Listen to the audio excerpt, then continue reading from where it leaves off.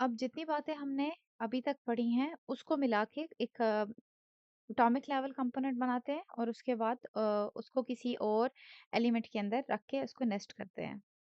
तो मेरे पास ये एक बटन है, ये मैंने कैसे बनाया है, एक एलिमेंट है ये टेक्स्ट का और उसके गिर्द मैंने डायरेक्टली ऑटो लेआउट लगाया और उसको मैंने फिल दे दी। तो फिल में जो भी मैंने प्राइमरी कलर अपना चूज़ किया हुआ था, ये ऐड कर दिया। ये वाला कलर लिलिक है, मैं इसको सर्च कर लूँ, ये वाला कलर ऐड करना है। अच्छा, उसके बाद मैंने क्या किया, इससे जान छुड़वा लूँ। मुझे बटन की फिक्स्ड हाइट चाहिए, सही है? बटन जो उनसे हैं, उनकी वो बदलते नहीं हैं हाइट में, यानी कि आप उसके अंदर अम, यूँ 2 लाइनों जितना जुमला नहीं लिखते, बटन शॉर्ट से होते हैं, 1, 2, 3 वर्ड से मिलके बनते हैं। जैसे buy now sign up, let's get you guys sorry let's get you started. तो वो दूसरी लाइन में या पूरे पूरे सेंटेंसेस नहीं होते। तो मैंने अभी क्या किया है, मैंने इसके ऊपर ऑटो लेआउट लगा के इसका वर्टिकल पैडिंग खत्म कर दी है। हॉरिजेंटल पैडिंग के लिए मैंने यहाँ से यहाँ पे भी कर सकती हूँ। मैं विजुअली क्लियर दिखाने के लिए ज़्यादातर आइटम्स यहाँ से यूज़ करूँगी। तो शॉर्टकट्स की प्रैक्टिस या यहाँ पे कैनवस के ऊपर जो कंट्रोल है, उनकी प्रैक्टिस आप खुद कर लें। अब जैसे जैसे ये चीज़ है, ये आप खुद प्रैक्टिस करेंगे कि मैं आल्ट प्रेस करके दोनों साइडों से पैडिंग बढ़ा रही हूँ, या फिर ऑफ कोर्स आपको यहाँ तो ऑप्शन नज़र आ रहा है, तो मैं यहाँ पे 20 पैडिंग देना चाह रही हूँ। 20 पैडिंग देने के साथ मुझे रियलाइज़ हो रहा है कि ये चीज़ बहुत खराब लग रही है, ठीक है? क्या मसला है इसके साथ? तो हमने जब पढ़ा था टेक्स्ट को, तो देखा था कि कुछ टेक्स्ट में ऐसा मसला होता है कि ये जो बाउंडिंग बॉक्स टेक्स्ट का बन रहा है, इसमें ऊपर और नीचे बराबर का फासला नहीं है। तो अब मैं उस सिचुएशन में पहुंच गई हूँ जब मैं यहाँ से ये यूज करूंगी वर्टिकल ट्रिम का ऑप्शन। तो मैं इसको वर्टिकल ट्रिम कर रही हूँ और अब मेरे पास वो अलाइनमेंट का मसला हल हो गया है। मैं इसको बटन का नाम दे रही हूँ। हमेशा अपने एलिमेंट्स को प्रॉपर नाम दें। अभी हम सिर्फ एक-एक लेयर मतलब काम कर रहे हैं, कंपोनेंट्स में नहीं पहुँचे, तो इस वजह से डायरेक्टली बस बटन नाम दे रही हूँ, ये लें। अब मेरे पास यहाँ से पैडिंग बढ़ाने के बजाय, चूँकि मुझे पता है कि मुझे फिक्स्ड हाइट चाहिए, तो मैं यहाँ पे एक नंबर हाइट में ऐड कर दूँगी। मैं चाहती हूँ कि मेरा बटन कम से कम 56 साइज़ का हो। अच्छा, ये बहुत बड़ा हो गया, 52 का करें या 48 का करते हैं? 48 साइज़ का हो। तो 48 पिक्सेल्स का मैंने डिफाइन कर लिया कि बटन हो। अब मुझे ये खुद ही जो रेस्ट जो पैडिंग है वो इसने यहाँ पे दे दी है। जब मैंने बाय डिफ़ॉल्ट इस पे ऑटो लेआउट लगाया शिफ्ट ए से, तो उसने सेंटर में अलाइन कर दिया क्योंकि ये एक एलिमेंट है। ये सेटिंग डिपेंड करेगी कि आप कौन कितनी लेयर्स को किस तरह अरेंज करके अप्लाई कर रहे हैं। अभी के लिए उसने सेंटर में कर दिया है, व्हिच इज़ गुड। अगर ये ना होता सेंटर में तो मैं खुद सेंटर अलाइन करती, ठीक है? अब मुझे फ़िलहाल गैप की ज़रूरत नहीं है क्योंकि मेरे पास दूसरा एलिमेंट ही नहीं है। लेकिन मैं चाहूँगी कि ये बटन है तो हॉरिज़ॉन्टल लेआउट में ही पड़ा हुआ हो, ठीक है?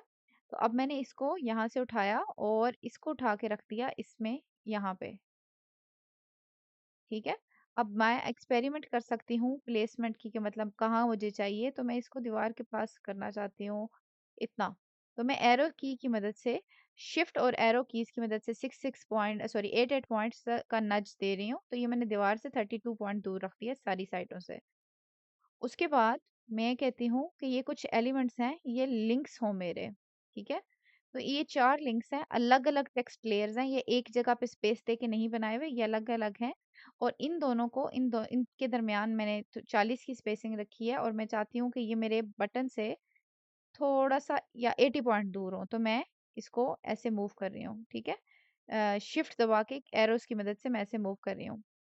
मैंने इसको प्लेस कर दिया, ये मेरा लोगो है और यहाँ पे मैंने एक आइकन रखा है, जो मेरा साइड मेन्यू खोलने के लिए है।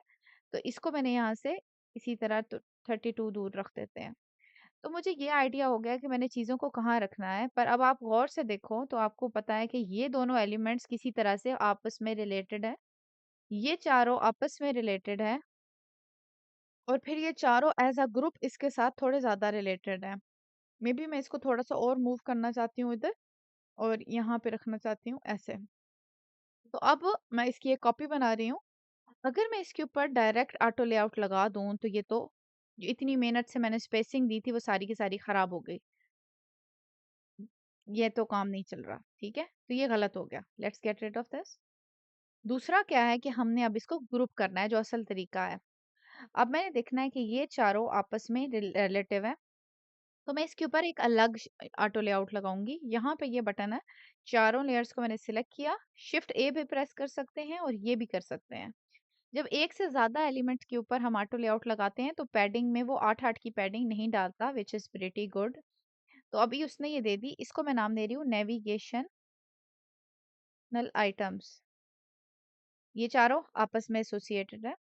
अब यहाँ से इन दोनों को मैंने पकड़ा, अब इनको आपस में ग्रुप कर दिया, शिफ्ट ए से मैं कर रही हूँ। तो यहाँ पे दो हिस्से बन रहे हैं ओवरऑल, एक और ये दो। तो हमारी जो शुरू की चीजें हैं मैं उनको कह सकती हूँ स्टार्ट या फिर लीडिंग कह सकती हूँ, और जो बाद की हैं वो एंड या फिर मैं उनको ट्रेलिंग कह सकती हूँ। तो मैं ये ट्रेलिंग का नाम दे रही हूँ, ट्रेलिंग आइटम्स। अब इन दोनों को आपस में मैंने पकड़ा और शिफ्ट ए से ग्रुप किया, और ये मेरे लीडिंग आइटम्स हैं, यानी जो शुरू में आएंगे, लीड करेंगे। तो दो ग्रुप बन गए हैं। अब आप देखिए, एक नेविगेशन की लेयर है और उसके अंदर एक ट्रेलिंग आइटम्स का सेट है और एक लीडिंग आइकन्स का। अब यहाँ पे मैंने इसको ऑटोमेटिकली प्लेस किया है किस तरह से कि ये यहाँ से 32 दूर हो, ये यहाँ से 32 दूर हो। हाइट की अभी मैं फिक्र नहीं कर रही, लेकिन मुझे ये है पता है कि मैंने कम से कम इसकी हाइट 112 रखनी है, तो वो मैंने रख दी है। अब मैं इसके ऊपर गौर करें, अब इस लेयर के ऊपर, ये नेविगेशन के ऊपर मैं ऑटो लेआउट लगाऊंगी तो अंदर सिर्फ 2 लेयर्स हैं अब, क्योंकि बाकियों को मतलब उसके चाइल्ड कंपोनेंट मैंने बना दिए हैं। तो शिफ्ट ए प्रेस करने से इसने क्या किया है, ये एक ऑटो लेआउट लगा दिया है, हाइट उसने 112 ही रखी है। और अब मैं कहती हूँ कि अच्छा ठीक है, ये बहुत अच्छी टॉप नेविगेशन बन गई, अब मैं इसको बड़ा करूंगी तो ये बड़ी हो जाएगी, पर ये तो नहीं हो रही। क्या मसला है? तो let's go figure it out.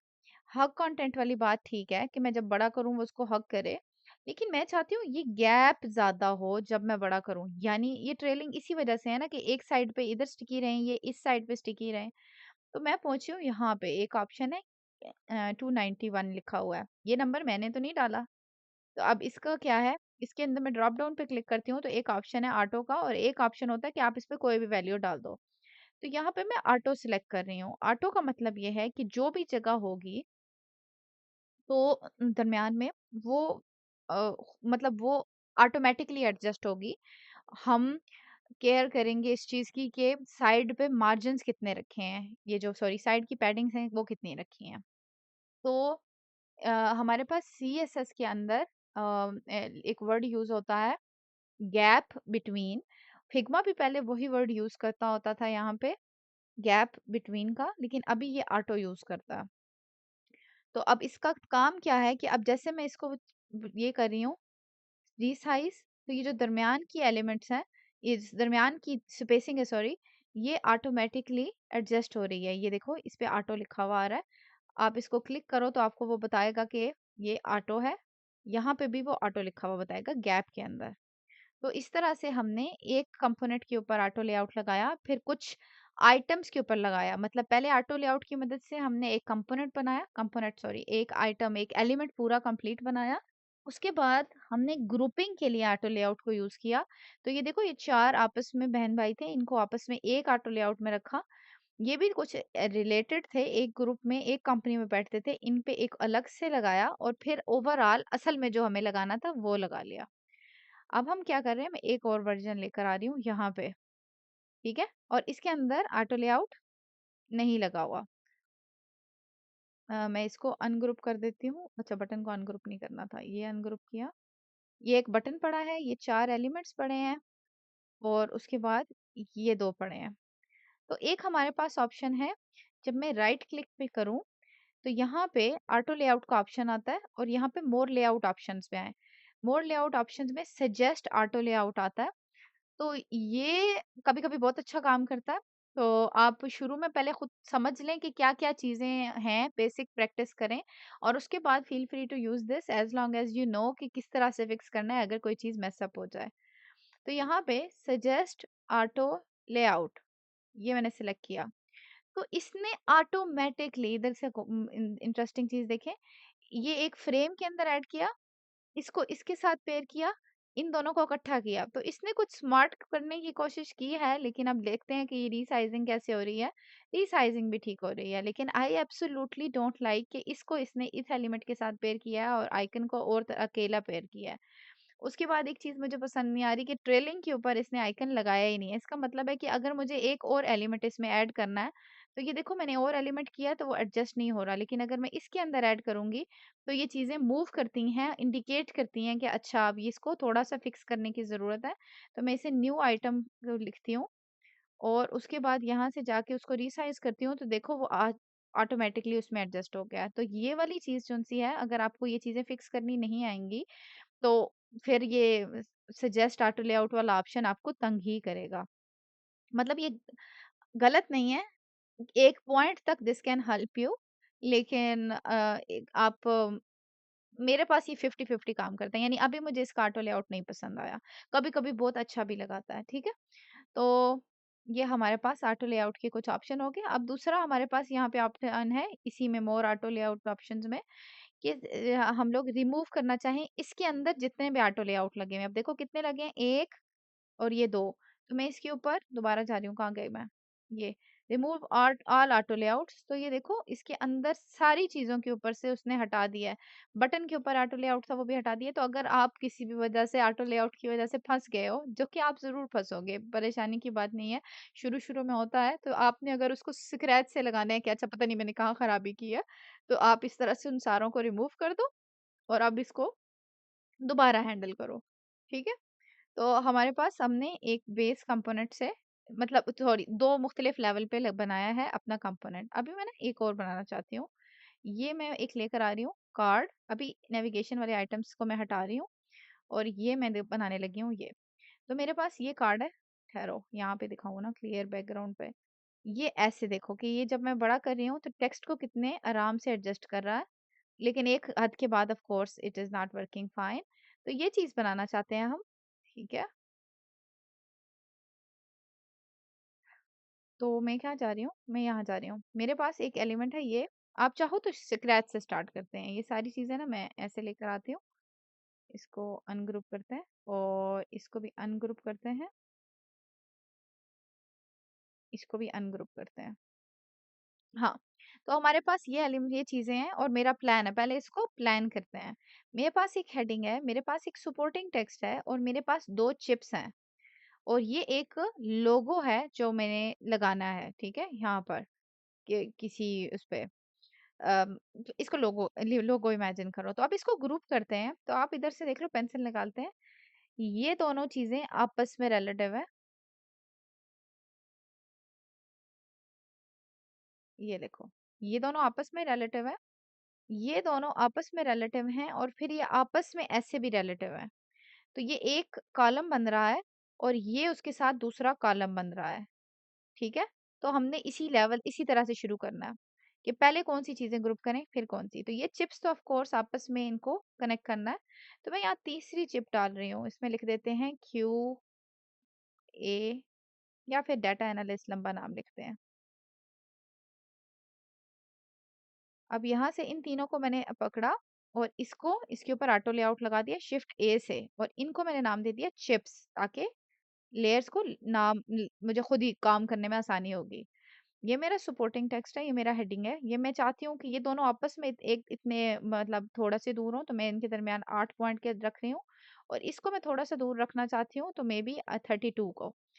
यहाँ से मैंने इन दोनों को पकड़ा, ये मेरी टेक्स्ट और सपोर्टिंग टेक्स्ट है, शिफ्ट ए, और इस फ्रेम 8 को नाम दे दिया text and supporting text, supporting text. अब यहाँ से इन तीनों को पकड़ा, ये तीनों आपस में क्या है, ये हमारा कंटेंट है, तो इसको मैंने कंटेंट का नाम दे दिया। तो 3 ऑटो लेआउट अभी तक लग चुके हैं। अभी हमने कुछ भी एडजस्ट नहीं किया, बस अभी फ़िक्र नहीं करो, अभी सिर्फ़ ऑटो लेआउट लगाओ, ग्रुपिंग करो। अब इन दोनों को मैंने आपस में पकड़ा और शिफ्ट ए प्रेस करके ये मेरा कार्ड का डिज़ाइन बन गया है। अच्छा, अब मुझे क्या करना है, सबसे पहले तो इसको मैंने फ़िल देनी है। फ़िल दे रही हूँ, ये मेरी फ़िल है, ओके। फ़िल ब्लैक कलर की देनी थी, ये मेरी फ़िल हो गई। जब मैंने फ़िल ऐड कर दी तो सबसे पहले तो ये दीवारों से इसको दूर करना है। क्या शॉर्टकट था कि मैं ऑल्ट प्रेस करके यहाँ से ऐड करूँगी, नहीं, यहाँ पे है ही नहीं कुछ तो। डायरेक्टली पैडिंग में डाल के मैं 24 की पैडिंग यूँ रखना चाह रही हूँ, 24 की पैडिंग यूँ रखना चाह रही हूँ। अगर ये पसंद नहीं लगी तो अब ये हवर करने पे ये आएगा, तो मैं Alt Shift दोनों को प्रेस करके इसको और बढ़ा रही हूँ चारों साइडों से आगे, ताकि इंक्रीज हो। यानी अगर मैं सिर्फ सॉरी, सिर्फ एक दबाऊंगी तो एक कोना बढ़ेगा। अगर Alt दबा के करूंगी तो दो एक साथ के होंगे, मतलब इन दोनों को मैं इकट्ठा हैंडल कर सकती हूँ। लेकिन अगर शिफ्ट और आल्ट प्रेस करूंगी तो ये चारों के चारों इकट्ठे बढ़ेंगे। तो ये मैं देखो सारों को बढ़ा के 32 करना चाह रही हूँ। ये लो 32 हो गए। यहाँ तक सब कुछ ठीक जा रहा है। लेकिन अभी मैं इसका एक कॉपी बना रही हूँ, दिखा रही हूँ कि how this is gonna change and this is going to grow. तो ये यहाँ देखते हैं। अब मुझे क्या चाहिए, मैं इसको रीसाइज करूँ तो ये देखो ये सही से एडजस्ट हो। अभी ये फ्रेम यहाँ पे ही छोड़ रहा है। लेकिन मेरी सिचुएशन क्या है कि जब मैं स्क्रीन को रखूँ, स्क्रीन पे के ऊपर स्क्रीन को रीसाइज करूँ, तो ये इतना एक साइड पे तो बुरा लगेगा ना पैडिंग। तो ये तो फेल हो गया। कुछ और रहता है। अब मैं इस मेरे पास दो एलिमेंट्स है, आप देखो कार्ड के अंदर मेरे पास दो चीजें हैं। ये वाली जो चीज है और ये वाली, इन दोनों के बिहेवियर एनालाइज करो आप। यानी हमने इनको पोजीशनिंग सेट कर दी है, लेआउट भी डिफाइन कर दिया है, जो पहला हमने करना होता है इसमें ऑटो लेआउट में। अब उसका रिसाइजिंग बिहेवियर देखना है, तो इसके रिसाइजिंग बिहेवियर का ये ना अंदर के सारे एलिमेंट पे डिपेंड करता है। तो इसको तो कुछ भी नहीं करना। मतलब मैं नहीं चाहती ना कि ये कुछ भी हो, बड़ा हो छोटा हो, बिकॉज आप करके देख लो, आपको पता चल जाएगा कि why you don't want to do this. तो इसकी विड्थ फिक्स होनी चाहिए, इसकी हाइट भी फिक्स रहनी चाहिए, चाहे कुछ भी हो जाए। लेकिन जो दूसरा एलिमेंट है ये वाला, मैं चाहती हूँ कि ये विथ ना हो। मैं अब नया ऑप्शन आया है यहाँ पे फिल कंटेनर का। तो जब किसी ऑटो लेआउट के अंदर वाली चीज पे, मतलब ऑटो लेआउट वाली फ्रेम के अंदर जो भी चाइल्ड कंपोनेंट होता है, उसके ऊपर हमारे पास एक ऑप्शन आ जाता है विथ फिल कंटेनर का, थर्ड नंबर पे। मैंने फिल कंटेनर पे क्लिक किया। तो इसका मतलब ये है कि जितनी जगह इसको मिलेगी ये उतनी ले लेगा। इसको फिर रिसाइज करते हैं। अभी भी कुछ नहीं हो रहा। हम अब लेयर बाय लेयर अंदर जा रहे हैं, ठीक है?